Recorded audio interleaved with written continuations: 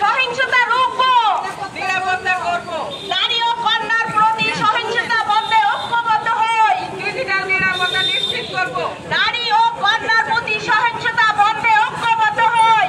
Digital নিরাপত্তা নিশ্চিত করি।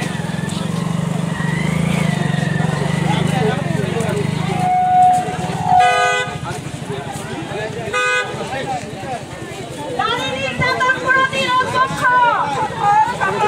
নারী নির্যাতন প্রতিরোধ পক্ষ, নারী নির্যাতন বন্ধ করো, বন্ধ করো, বন্ধ করো, বন্ধ করো।